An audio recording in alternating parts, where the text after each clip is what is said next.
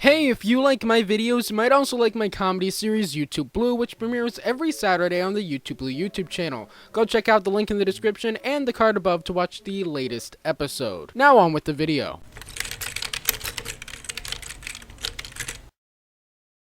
Hello everyone and welcome back to the channel. So today, we're talking WandaVision Episode 6. That's right, I've finally done a WandaVision review on time. So, let's jump right into this. So, this is actually somewhat of a different thing to talk about for me personally because, as I've said in previous reviews, I wasn't a huge sitcom fan growing up, at least in terms of classic sitcoms, as in, I didn't really watch the sitcoms that were being pastiched in the early episodes of WandaVision.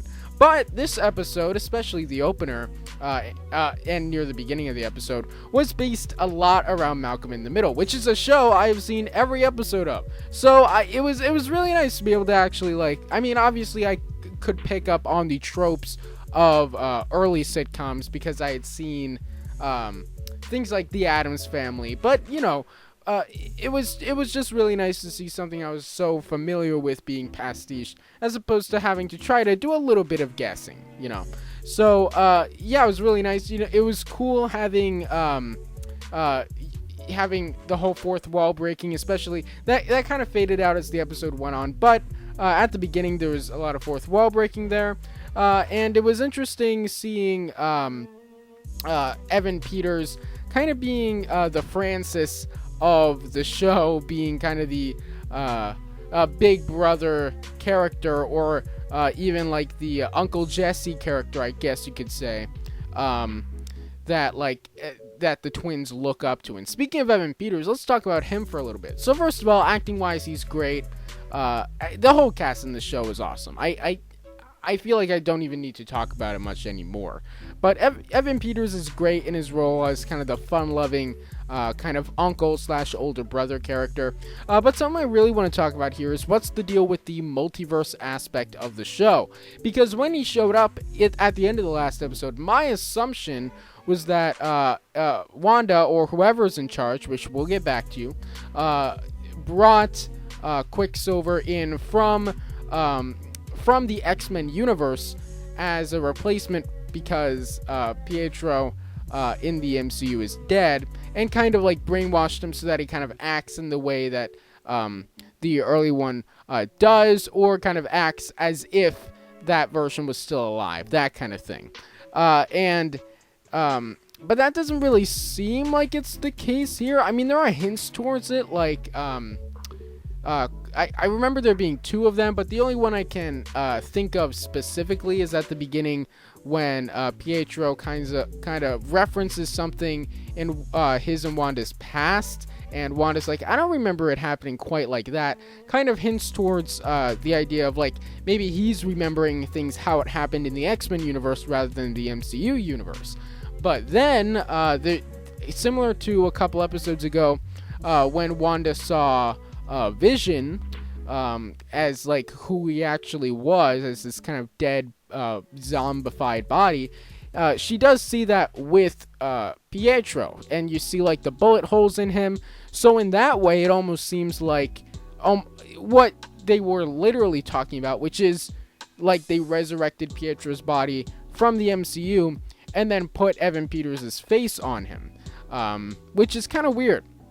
It wasn't what I was expecting, but I mean, you know, it works, and I do still find it hard to believe that, especially since this show is supposed to kind of unlock the multiverse for Spider-Man Homecoming 3 and Doctor Strange in the Multiverse of Madness to then play around in their movies. I would be very surprised if they don't at least offer up some kind of multiverse-connected explanation as to why it's the Evan Peters Quicksilver instead of the MCU Quicksilver. So as for now, it's not multiverse related, but it probably will be at some point. So let's talk about Vision. Vision, obviously, continuing on from last episode where he became kind of suspicious. Now he's so suspicious, he's like walking to the ends of a town, and I think that is really clever. Something that I pretty much thought about as soon as like the object of like all the people in Westview were concerned. Like, I remember last episode, Wanda said about how, oh, I'm not controlling everything. I mean, I don't control every little thing that every person does. But she's lying because, clearly Wanda is controlling, like, the people around them to the point where it's this thing where, like, the people near them that actually are important, quote unquote, to the story at hand because they're around them are given a lot of attention and a lot of character focus and, like, are doing things. But then as you get farther away from Wanda, people are doing less and less stuff until eventually Vision got to, like, near the edge of town where literally people were, like, as a part of the scene, it was still kind of this Halloween scene, but they were literally just standing there frozen. And it was also really cool seeing, or not necessarily cool, but, like, kind of depressing, but interesting to see that lady who was just stuck in that one motion of kind of hanging up a cloth on a clothesline, and, like, she was just stuck in doing that one little motion because they were far away from Wanda. But at the same time, like, you saw a single tear run down from her eye because, she's just so depressed and sad being in the Hex. And it's kind of crazy that way. And it is interesting now that we do know that Wanda, like, specifically, like, straight up lied to Vision, which is a boundary I didn't know if she would cross. I thought she would... I thought she was withholding information, but I didn't know if she was going to be lying straight up to Vision or not, and clearly she is. And speaking of that, let's talk a little bit about Wanda, and is she in control? Because this is something that I brought up in my last review, and is Wanda actually fully in control of this, or is somebody else in the background? And in this episode, she does say that she doesn't remember how it started, which does kind of hint towards the idea that somebody else set it up and is maybe also working in the background a little bit for their own goals, and Wanda has just played it out since then. And the question is also, is she the only one in control now?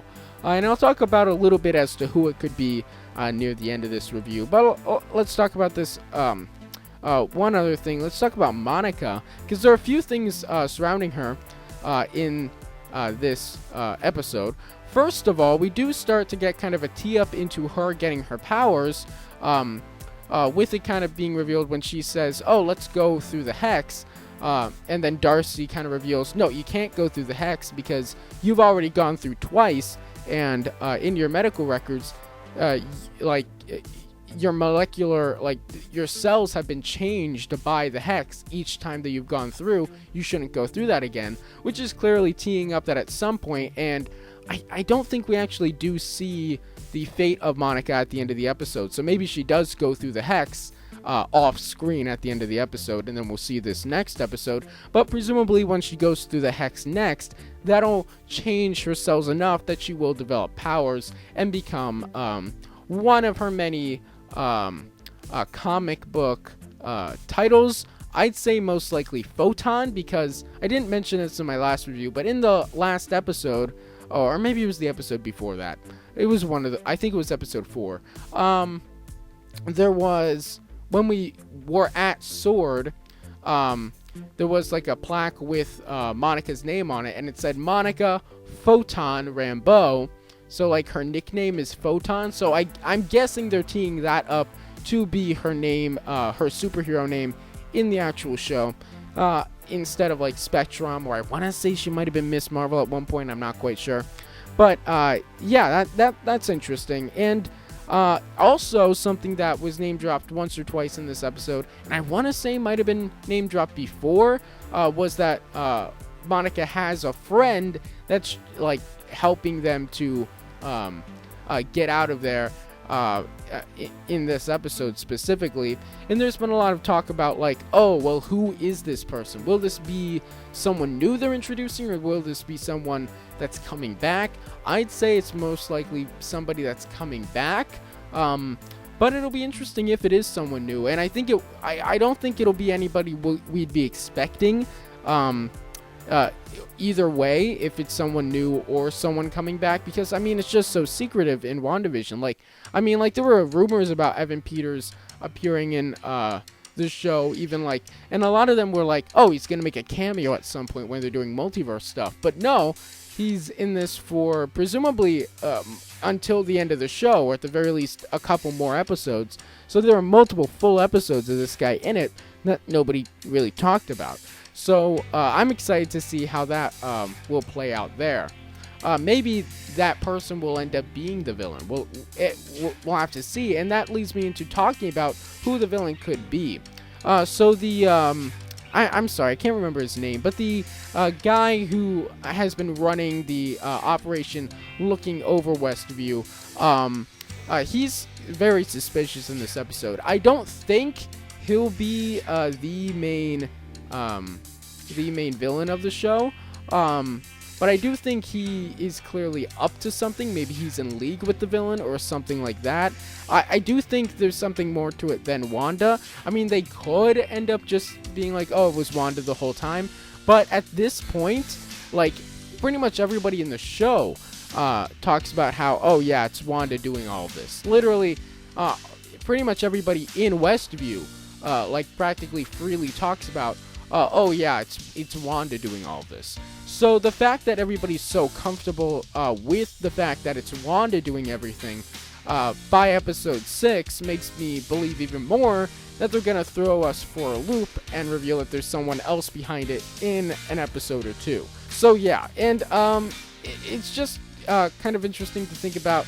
The guy clearly, like, he's been doing different things behind the scenes. Like, as soon as Darcy, Monica, and Jimmy are out of the picture, he's like doing these things that he has been hiding from them. Like, he was tracking Vision in secret, quote unquote, beforehand, but as soon as they're gone, he's tracking Vision like out in public, as in like within the base, like just on the screen, which is kind of interesting, because it kind of leads me to believe, at least, that the other people involved in the organization are either in on whatever's going on or have just been told not to ask any questions about it. And I think that's kind of interesting. A lot of people have been saying that Ralph, Agnes's husband that you mentioned offhandedly once or twice, is going to be revealed to be the villain.